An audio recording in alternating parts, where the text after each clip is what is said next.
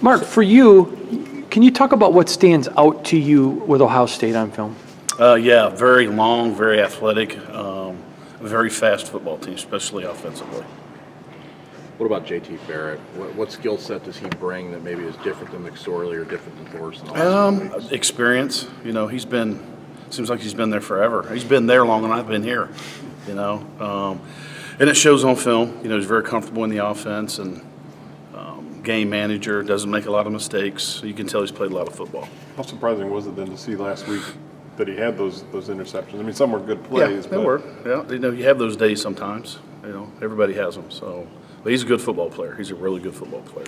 When you watch JT, and I think he's a great player as well, but when he makes mistakes is when he gets rushed, when he's not allowed to take his time. Is pressure one of the biggest keys this game? It is, but he has some athleticism too, so there's a fine line there of how much do you rush him, because he can create with his legs as well. And that's what makes him a really good football player, plus all the other things we just talked about.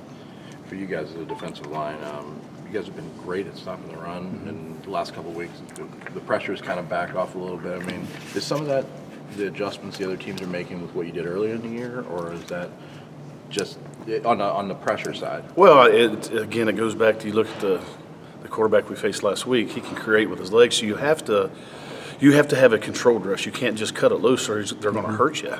And that was kind of the deal. We wanted to make sure that he didn't hurt us with his feet.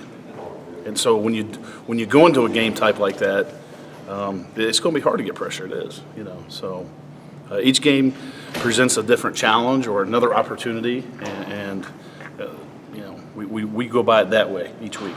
Who are we playing? What are we playing?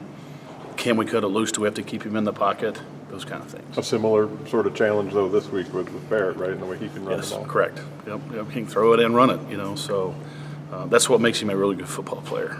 Do you need, from the ends, do you need them to play? I mean, that seems like more of a cerebral way to play with against the run, not just the Barkleys of the world, but also with those RPO guys that are under center. Oh, yeah. They, that's why I'm there, so that we can talk about those little things, those little idiosyncrasies that come with playing teams like that. What'd you think of Mufasa? I know he didn't play a ton, but he got his first little look. What did you think? Yeah, he did okay. He came in and gave us a few reps. Yeah, it was good. Give guys a break. I know he's excited to be back. I was going to say, is he going to bounce between the two spots for you guys inside? No, he's going to stay with Ron. Yeah, he's going to stay inside. Yeah. What about special teams? It looked like your coverage units have kind of made some improvement the last couple of weeks, especially last week. Yeah, it was good. It was dangerous return unit, and we're going to face another one this week. As we talked the last time, we had a bunch of young guys on there, and they're getting older. They're not young guys anymore, and that helps. What about Sokol, too? Because Jim was talking about he's out on the field so much. Right. But it's like they're trying to find ways to give him a break here and there, know, but you don't really want him out. I hear it. Matt's a good player, and he enjoys it, and that's half the battle.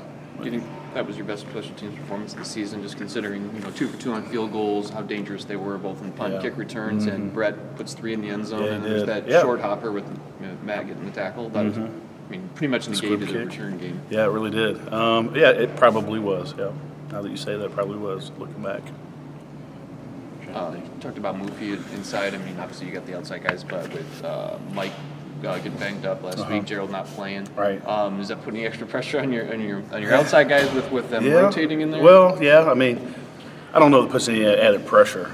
We just got to play well. Period. We can't make any mistakes. You think you'll have Gerald back Saturday? I don't know. It'll be interesting to see. Mike healing up all right. Who's that? Panashuk. I know he came back. Yeah, he came back, played a little bit. Yeah. With the guys you got on the ends right now, who's flashing beyond this year? Like Paulino Bell, is he back and playing pretty well? Yeah. Well, they're down with the scout team with the Rocks, so I don't get to see them much. Okay.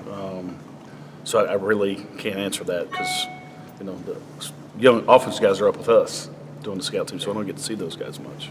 Is Camper over on the defensive side now, or is it just basically week to week with whatever he's doing? For right now, he's with me. Yes. How's he looking? Good. I know he played there in high school. It looks pretty good. The little bit I've seen, again, I don't get to see him much because he's down with the offense. Yeah. Anything else, Coach? Thanks, Mark. Okay, gang.